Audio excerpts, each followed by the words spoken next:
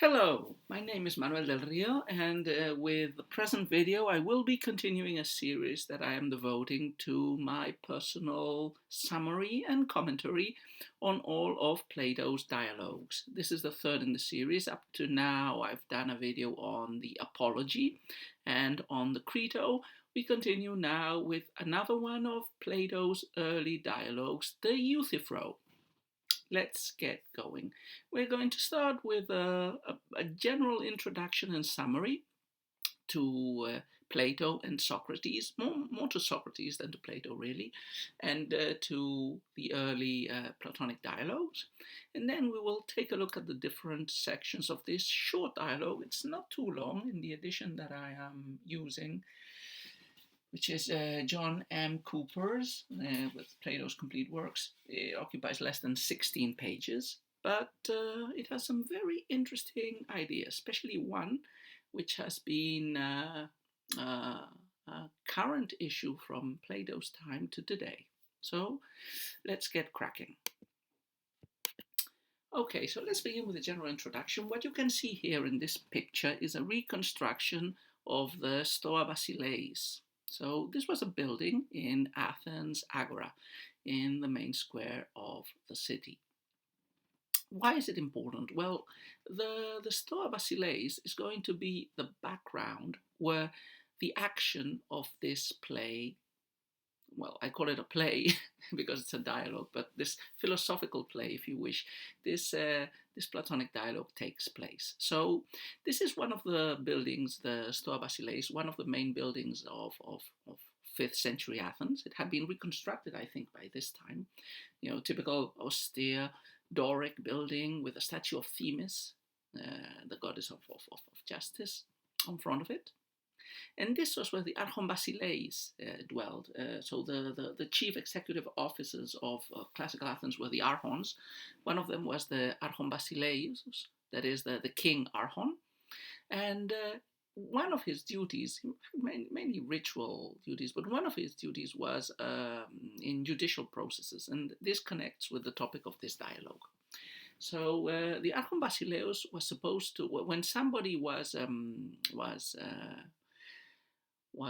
brought on trial, or rather when an accusation was made, when an indictment was made against something, the first step in the legal process was that indictment was placed at the office of the Archon Basileus, and the accused person would come for an interview.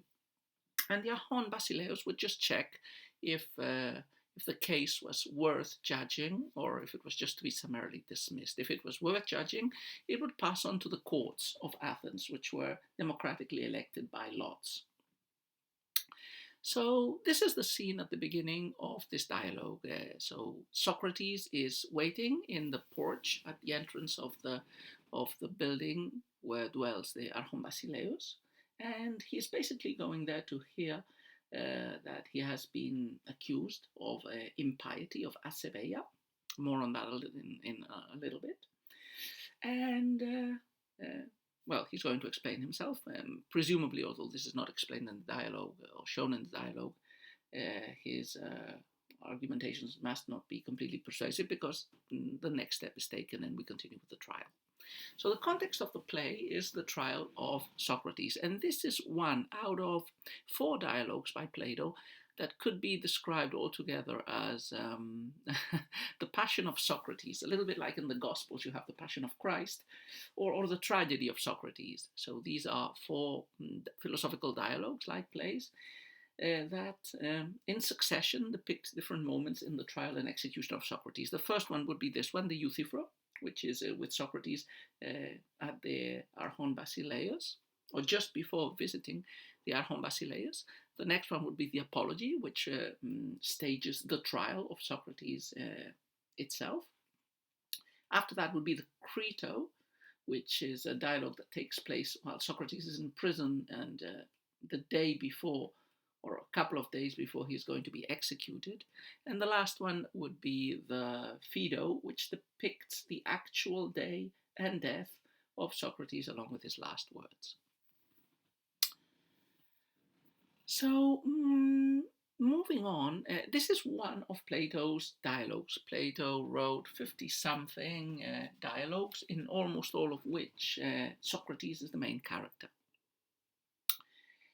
Now, one of the problems we have with knowing about, not Plato, but about Socrates and what about the real Socrates thought, the so called Socratic question, is that Socrates, the great philosopher who caused a considerable impact in 5th century Athens, did not write anything of his own. So when we try to think about reconstructing what Socrates might have said or thought or believed, we are in a bit of a quandary, as we are with so many figures, because we don't have his own words on this issue, but which is not that unusual for 5th century BC or even later figures. So how is it that we talk about Socrates and about Socrates' thought if we don't have his words? Well, basically we have some contemporary sources about him and then some secondary sources. The contemporary ones are they're basically three. The main one is Plato, who, as I said, uses Socrates as the main speaker in almost all of his dialogues, and who was his disciple, and we know there is historical evidence on this, apart from the dialogues themselves. Another contemporary source would be a play making fun of Socrates by Aristophanes, The Clouds, Nepheli.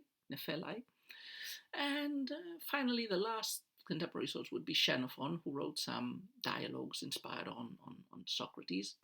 But the last source is a bit contentious because we are not aware of Xenophon having had a close relationship with Socrates, and a lot of the things he includes in his Socratic texts are at odds with the image of Socrates that appears in the other texts. Anyway, besides these, we have some secondary sources which we are not going to mention. So the question is, can we reconstruct Socratic thought and ideas from these texts? This is controversial. Some experts would say no, it's impossible. Others would say yes, and they would use mainly Plato's early dialogue. So here the idea is held by different specialists, including Gregory Vlastos, for example. And I think this is a generally consensual belief, although not all critics uphold it. The idea is that if you study Plato's earliest dialogues, the type of Socrates, the character of Socrates that appears in them, what he says and what he does, pretty much connect with, they seem to match with some other preconceptions that appear in other texts, including contemporary sources. And you could make a contrast between these early dialogues in which you have a certain Socrates with a certain set of practices and beliefs with how Socrates appears in other texts, generally attributed to Plato's middle period or late period, where he starts to defend ideas which do not appear in any other sources and which are very probably Plato's own ideas, like the theory of ideas, speculations about the immortality of the soul, political views on the ideal city, and so on and so forth. So again, this is a controversial idea, but if you accept it, we would be able to rescue Socrates' thought and practices from the early Platonic dialogues, and the Euthyphro is one of these early Platonic dialogues. These early dialogues generally present a series of common characteristics. So in most of them, Socrates does not further ideas of his own. He is a searcher of ideas. He stops people in the agora, in the streets, in the gyms, and he has dialogues with them, but mainly his dialogues are an inquiry into what other people think, and through the discussion, through the dialogue, showing how the beliefs that people are upholding tend to be self-defeating. They have aporias or contradictions. And so this is one of the main ideas. The early Socrates doesn't preach himself, or the Socrates that appears in Plato's early dialogues does not seem to have a clear metaphysical, philosophical system or theory. He does use this sort of inquiry of stopping people and asking them things. The questions he always asks are generally of the sort of asking for a definition of a big, important concept, of an abstract concept. In the case of this dialogue, it's going to be piety. Yeah? Hosios, to hosios. What is the holy, the pious? In other dialogues, it can be, I don't know, bravery or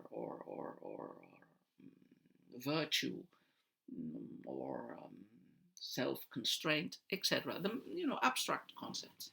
So in the prototypical early Platonic dialogue like this one, Socrates encounters a person who has some claim or self-claim at knowing what a certain abstract idea is all about. Socrates asks him about it. A dialogue starts, and in the end, this person is led to self-contradictions, and that is the typical Socratic early dialogue. And some would argue if there is an element of irony in the Socratic strategy. Is Socrates really a person without beliefs that is just pulling and trying to search for consistency in other people's ideas, or does he have some belief? Is he a skeptic? But Socrates does not open up, as it were, in these early dialogues, and probably historical Socrates didn't either. So you can't really know what Socrates believed or did not believe. And okay, let's after giving this introduction, let's just tackle a couple of other two short issues before we start talking about the Euthyphro itself. So first issue, the trial of Socrates. You can find more background information about this in the other video that I've recorded about the Apologia. But the key idea here is we know historically that Socrates was put on trial for impiety. That's important for this dialogue as well. The accusation of Acebeia was basically, as it is expressed at the beginning of this dialogue, an accusation of corrupting the youth and worshipping other strange gods that are not the city's gods, and implicitly disbelieving in the gods of the city. Now, we know Socrates was judged, found guilty, and sentenced to death. A question that has been asked by a lot of classicists and philosophers is, was this the real reason, the real accusation, and the real reason why Socrates was executed? So it's a controversial topic. Some philosophers and historians I've read have the thesis that Socrates was executed because he was felt to be anti-democratic, an opposer of the democracy, and to have had very close mentorship relations with people that democratic Athens considered evil, basically. Alcibiades, the maverick and completely immoral politician who led Athens during different stages of the Peloponnesian War, and who suggested the disastrous campaign against Sicily. And Critias, for example, one of the aristocrats that at the end of the Peloponnesian War brought about a dictatorship, the 30 Tyrants, that was pretty bloody, and that did away with the democracy for a few months. Socrates had good relationships with these aristocrats, with these oligarchs that were opposed to democracy. So one view is that the trial of Socrates was rather a sham, if you wish, a farce, and that Socrates was not being executed or judged for Acebeia. That was just an excuse for killing him for his philo-laconism and for his closeness to the oligarchical party. Another interpretation says that no, the trial was legit from the point of view that he was being accused and judged for impiety. So the part of corrupting the youth can be connected with the previous argument. Like you could say that this Socrates has been relating himself with oligarchs and people of very dubious morality, and you can very easily make the jump. He teaches them how to be immoral, how to flout the laws and the conventions and the beliefs of the traditional polis. And this connects again with the other element, the worshipping new gods. As you can see from this and other early Platonic dialogues, it is clear that Socrates does not believe in the gods as they were believed in the Homeric period, like the gods of Greece being this sort of immoral bunch of people with desires and whims and caprices, and so on and so forth, as they appear in the Iliad and the Odyssey. Question is, how much had rational thought become commonplace in 5th century Athens? Was 5th century Athens a bit like 18th century Europe, which under the husk of an apparent religious conformity hid the fact that the elites, the intellectuals, no longer believed in the traditional gods and started using different interpretations, whether ephemerizations or interpreting allegorically the classical texts or so on. This is a possibility, and you could say that perhaps Athens after the war needs to find some scapegoats, and you can already see in Aristophanes' view of Socrates this idea that we have these people, Socrates, the sophists, who basically are moral preachers, teaching good rhetorical techniques for winning at politics at court without any consideration for which argument is morally good or bad. And these people who reject traditional religion and who worship new spirits, or who try to rationalize the gods and therefore create a new image for the Homeric gods. So, well, anyway, this is an interesting debate, but we're not going to dwell on it here. The last thing I want to comment before starting to talk about the Euthyphro is this historical dialogue? So we know the trial of Socrates is a relatively historical piece. Did Socrates actually meet a man called Euthyphro the day, or a few days before his trial, and had a conversation like this? I wouldn't know. Some have argued, Euthyphro's name is parodical or comical in a way, because it means straight thinking, which is exactly the opposite of what the character of Euthyphro is going to do in this dialogue. But the anecdote about Euthyphro, the man who wants to take his own father to court, is so outlandish that it feels that probably it is based on a real anecdote in late 5th century Athens. Perhaps Socrates did have a conversation with this man, whether it was before his trial or not, well, who knows, and probably not so exclusively centered on a theme that is holiness that would be so important for Socrates' own trial. But anyway, having said this, let's go to the dialogue itself at last. Okay, so the dialogue starts with an introduction which covers sections 1 to 5d. As we said, the dialogue begins with this meeting, with this chance encounter of Socrates with this man called Euthyphro at the Stoa Basileios. And they have a very brief conversation to begin with, asking, oh, well, why are you here? What are you doing here? Now, we know who Socrates is, and we know why he is here. Who is this Euthyphro? So this Euthyphro seems to be a little bit of a crackpot. He's an eccentric person, self-describing himself as a sort of a seer or a mystic, an expert in esoteric religious knowledge. And he tells us that he is coming to court. Well, Socrates tells, I'm coming to court because I have been accused of impiety by a guy called Meletus. And Euthyphro says, oh, well, I'm coming not as the prosecuted, but as a prosecutor against my own father. And the story he tells is this. So Euthyphro's father lived with him in Naxos a few years before the events that are taking place. They had some peasants working for them, thetes, a little bit like the medieval serfs, I imagine. Now, one of these thetes kills another one while drunk. And Euthyphro's father throws him into a ditch, tied and bound, and throws him into a ditch and sends a messenger to Athens to ask how this criminal should be dealt with. But before a messenger comes back with the information, it is discovered that the man that was thrown into the ditch has died, starved to death or whatever. So Euthyphro is going to prosecute his father, accusing him of murder. Now, we have to put our mindset in 5th century Athens to become aware of how ludicrously absurd Euthyphro's attitude would have appeared to a contemporary reading audience of this dialogue. So, first of all, there's the problem of the crime that was committed. So as it is explained in the dialogue, in classical Athens, you were only supposed to take someone to court for murder if the victim was a relative of yours. So first thing that Euthyphro is doing that is weird, he is bringing someone to court for the murder of a person who is not Euthyphro's relative.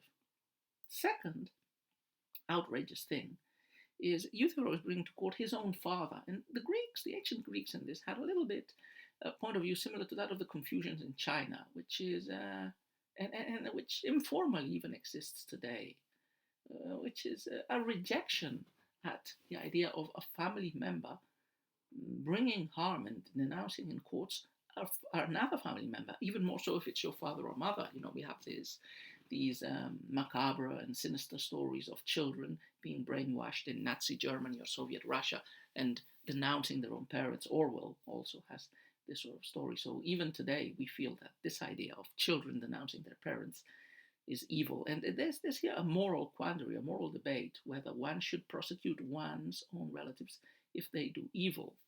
And with the idea that, justice is administered by the state, but you have less loyalty to the state than to your own family. In fact, for ancient Confucians, the idea of doing such a thing against your father was so heinous that even the state acknowledged it as a crime. That is, if a son tried to prosecute his own father, the son was the one that was executed and severely punished. And even in contemporary culture, think of The Godfather, the idea that loyalty to the family, even if it's a family of criminals,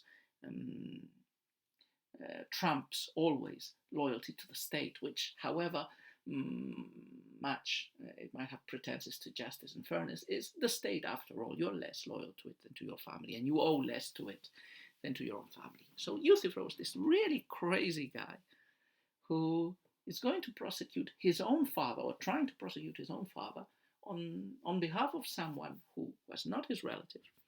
And of course, to justify his outlandish claim, he explains that, he has some esoteric religious knowledge of what is really pious and good, and he's following that knowledge as a motivation for prosecuting his father. And we might imagine that Socrates finds this argument as outlandish as any other Athenian would. But in an example of what is probably irony, or what can be read as irony, Socrates, he explains, you are the one who seems to know about what is pious, so you can probably teach me, and I can use your definition of piousness and your models to argue on my behalf during the trial that is going to take place. He says, I'll be your disciple. And, Socrates explains that having these eccentric views that Euthyphro has might not get you into trouble unless you act publicly on them, which seems to be the problem with Socrates. As Euthyphro has voiced ridiculous, mystical prophecy views in the town and maybe in the assemblies, but he hasn't tried to persuade others really or to teach others to follow him. So he hasn't been in real trouble until now. So here we get the starting point. We're going to have a philosophical discussion on what is the pious and what is the impious. So hosion, and anosion, the pious and the impious. A little note before we proceed. What Socrates usually does in these early dialogues is, when he is asking the question, what is X? And the dialogue is all about what is X and all the contradictions that the speakers get into when trying to explain what is X. Generally, one of the prerequisites that Socrates establishes for the definition of S is, I want you to give me a definition of S that is completely watertight, a definition that is universal, that is not bound in any specific circumstances, that is valid for all cases, and that is valid for all circumstances. The real, pure, unattackable definition of X. In this case, the definition of what is pious, what is holy, what is good, what the gods consider good.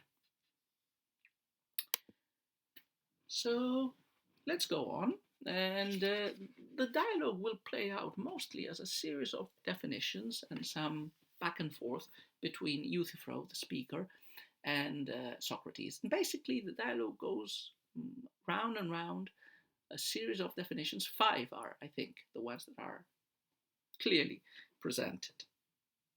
So let's take a look at them. Especially, let's start with the first 2 or 3, and let's see how Socrates answers them. Or he doesn't answer them, but he presents problems. He problematizes them.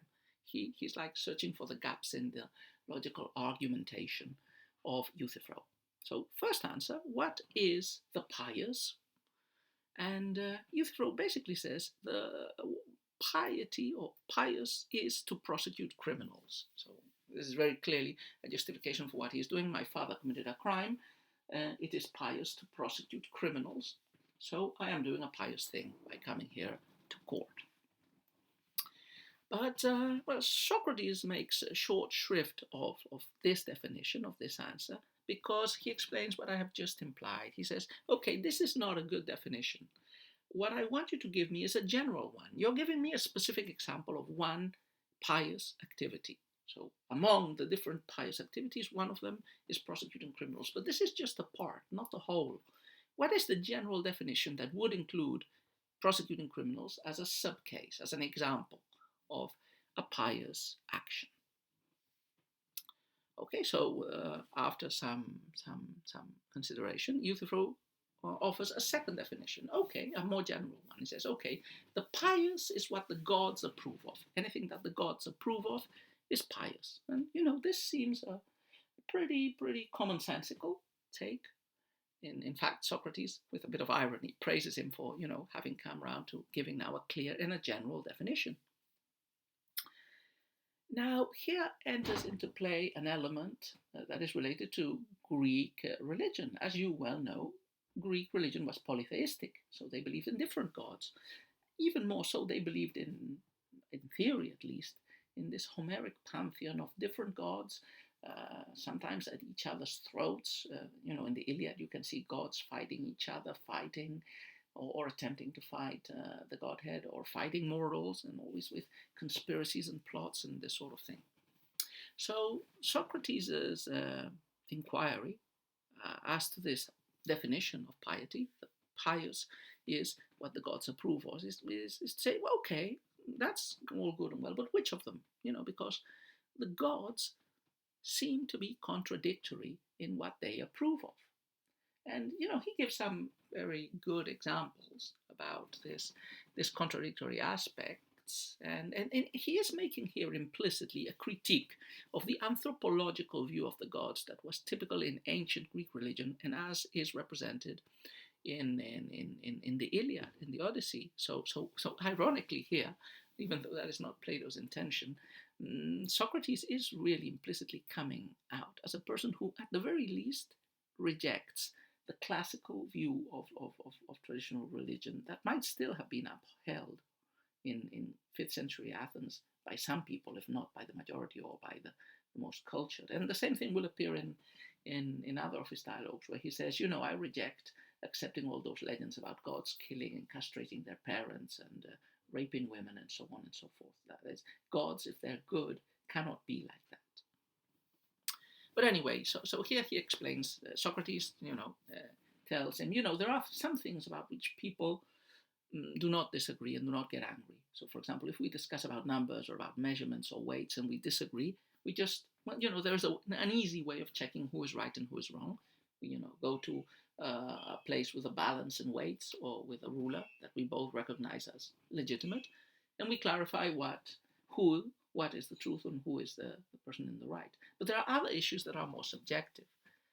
Issues about what is good, what is pleasant, what is right and wrong, what is beautiful and ugly. These things which are subjective for us might be subjective for the gods too, and they would disagree in that. So anyway, if some gods agree that some things are good and other gods disagree and think those same things are bad, you have a problem with the pious is what the gods approve of, because some gods would approve of some things, some gods would disapprove of those same things. And assuming, as Socrates implies, that a thing cannot be and not be at the same time, that is, an action or an object or a person is either pious or it is not, but it can't be both at the same time. The second answer brings us into a little bit of a quandary, into a little bit of a problem.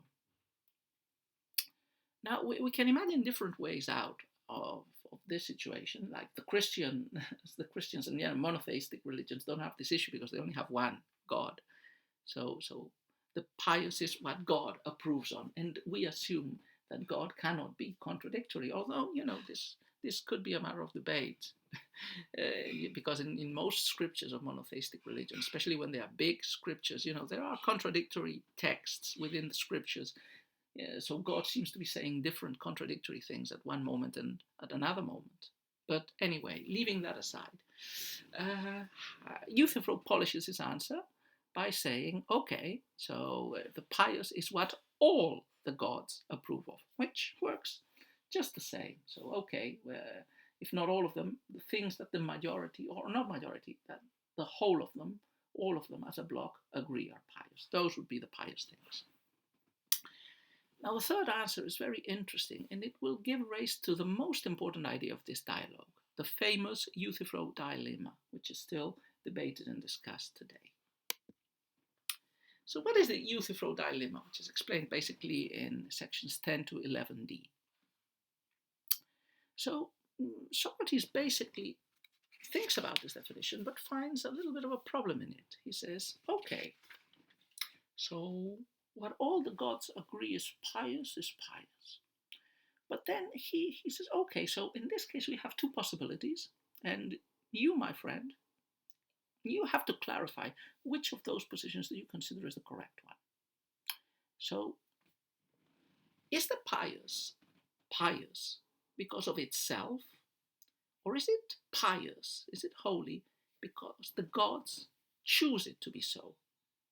So if the gods, you say the gods, the things that the gods like are pious, but the follow-up question is, okay, so the things the gods like are pious, but why do the gods like them? And here you have these two options. So one option is the gods like them because of their intrinsic qualities, those things, those peoples, those behaviors, those attitudes that are pious are so because they are pious and holy. It's not that the gods make them pious or holy, it's that the gods are, at most can recognize, can see that those things have those seeds of holiness within them. Or the other option is that no, the other option is that the things that the gods choose are pious are decided by the gods arbitrarily. So those things do not have any intrinsic quality that makes them pious. They're just pious because the gods chose those things, and they could have chosen completely different things. Let's give you an example. Socrates does give an explanation which is a bit convoluted, at least in this translation. I think it's not only in this translation. He basically uses a series of examples using the passive voice and the active voice. Basically saying, if a thing is carried, is the fact that it is being carried its essential attribute? That is, do we call it a carried thing because it has the seeds of carriedness within it? Or is it rather an accident of the fact that somebody is willing to carry it that makes it a carried thing? And so he gives a series of other examples. So is an object defined by what somebody else decides to do with that object and that gives it its identity? Or is it defined by its essential attributes? So for example, imagine the gods wanted to make a table. So the gods decide that they're going to make a round table for sitting around. And they choose the round table just as they could choose another one. So the table that is good for the gods, therefore pious, is a round table because the gods have decided it so. If the gods later change their mind, they can decide, okay, instead of a round table, we're going to have a square table or a rectangular table or a triangular table. And each of those tables would be good for the gods. It would be pious. Yeah? And the gods would be choosing with complete freedom one or the other. Or even if they don't change the table they choose, they have chosen one, but they could perfectly well have chosen another one. There is no reason in the table why they have chosen that shape. It's just the whim of the gods. Now, another interpretation, which is the other one, is the gods have decided to have a round table for their meetings because of the properties of a round table. We know a circle, the edge of a circle, the border of a circle is, all the points in the border of a circle are equidistant from the center. So if you have a round table, everybody is as close as possible while sitting in the rim to the center of the table. And imagine we have some drinks in the center of the table, nectar and ambrosia for the gods. So here, the choice of the table being round, and therefore being, let's say, a pious table for the gods, follows an intrinsic logic. It is not chosen randomly by the gods. It's chosen because of its properties, because of its roundness, which satisfies a certain value, a certain usage for the god that is better than or that of a square or a rectangular or a triangular table. So this is the gist of the Euthyphro dilemma. I hope this example has helped you to understand it. Are the things the gods consider holy or pious because the gods rather arbitrarily determine it to be so? Or are they pious because they are intrinsically pious? Now, this is a trick question because it has no easy answer. Philosophy is very good at this, at making questions that force you to really reflect on your arguments, but that don't give you any easy solutions. Both of the options you might choose have their own problems. Because if you say that what is pious is determined arbitrarily by the gods, then it feels completely absurd and irrational and silly. So, like the gods determine some rules, but they could determine some completely different rules. And this seems to clash with the sense that we have as humans, that moral principles and rules of good and bad cannot be arbitrary. They have to have some sort of an objective basis that is not just a whim of an all-powerful entity. So this is a problem.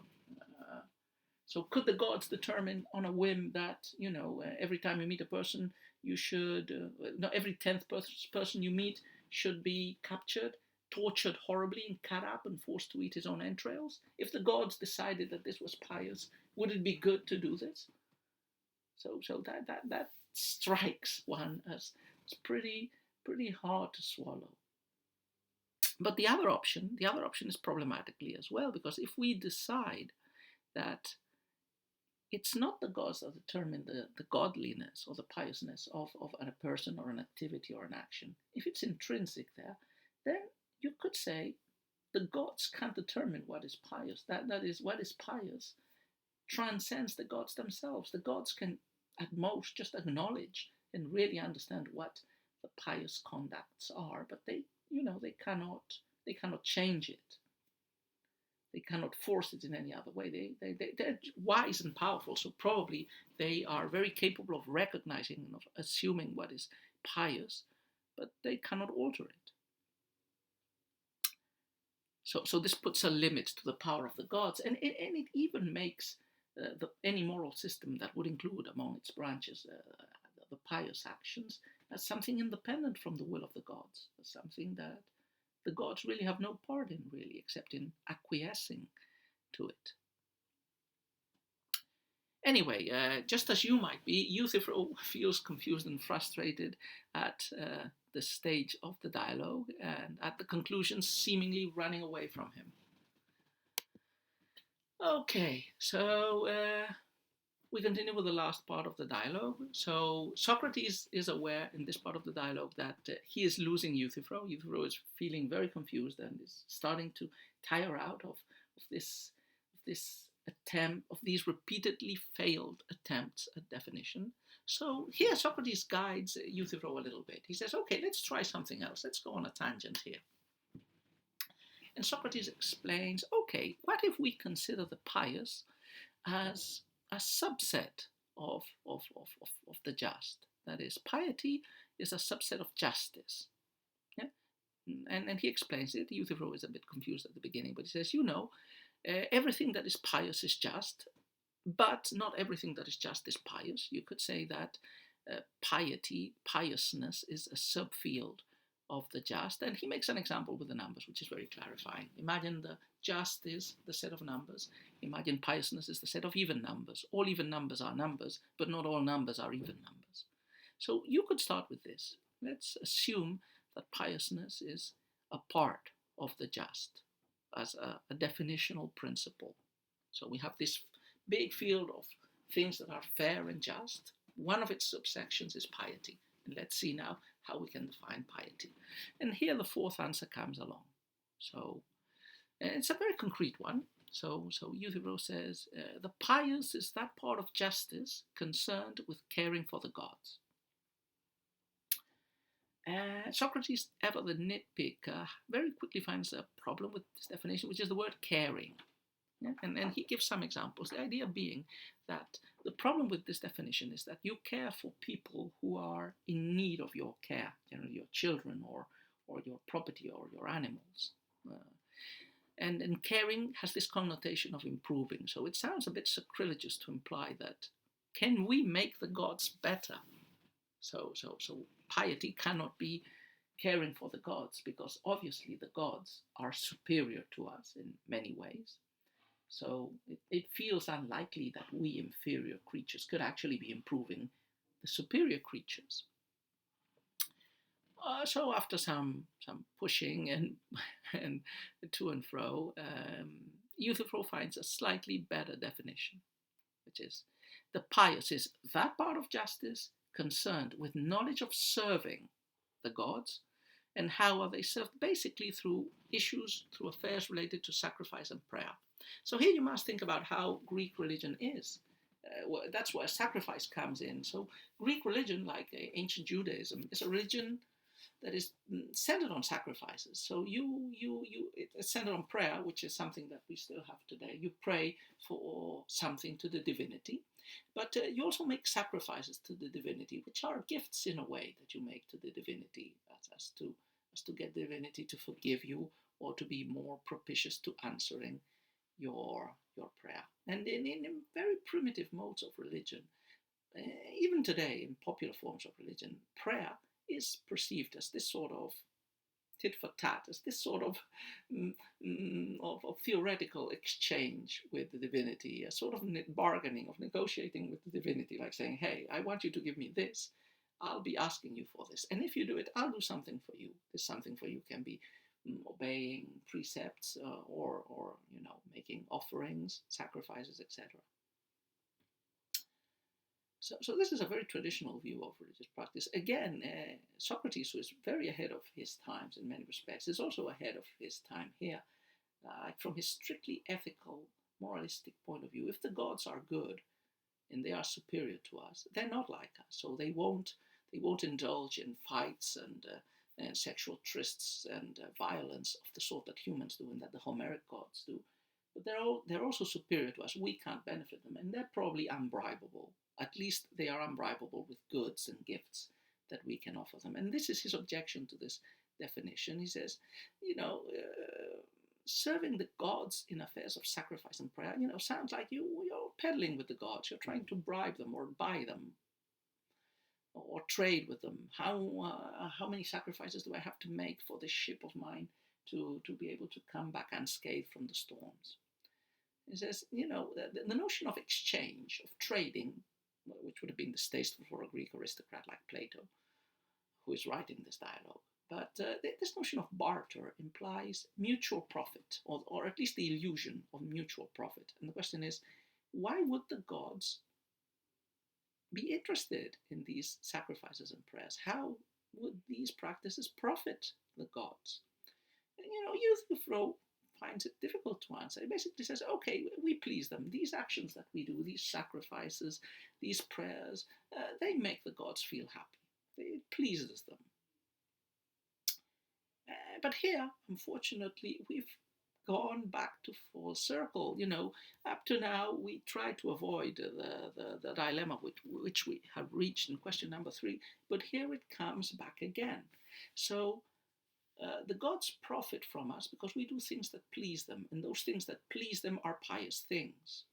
So what the gods like, and piety is doing what the gods like, what pleases the gods, take us back again to the third question and to the extrinsic definition of piousness, which means piousness would be determined by what the gods have arbitrarily and for irrational and unknown reasons decided that is pleasant to them, that is good for them, whatever that practice is, however absurd and irrational it appears. Just as today for us, sacrificing animals to a god appears as a barbaric and absurd practice. But you could invent any practice that any divinity could cast, like thou shalt sacrifice your firstborn son to me. Why? If you adopt this extrinsic point of view, you wouldn't be able to argue against this. You say, it's pious because it's God's will, whether you like it or not, or whether you find it moral or not. So this ends the dialogue. You could say that Euthyphro gets tired and goes away. The ending is pretty clear. It ends with Socrates ironically lamenting that he hasn't been able to learn from this very wise man who proclaims that he knows piety. He hasn't been able to learn piety. ending could be a bit open in that has Euthyphro learned anything from the exchange? And it's not clear from the dialogue if when he went to visit the Archon Basileus, he was coming to place the indictment against his father, or he was just coming to confirm the indictment, or he was coming from having made the indictment. So Socrates and Euthyphro encounter each other in the porch, but again, we don't know if Euthyphro is coming or is going. If he was coming and at the end of the dialogue decides to leave with an excuse, perhaps Socrates has been successful in clarifying for this man that he doesn't really know what pious is and that he shouldn't be doing this apparently reprehensible action that he is trying to implement.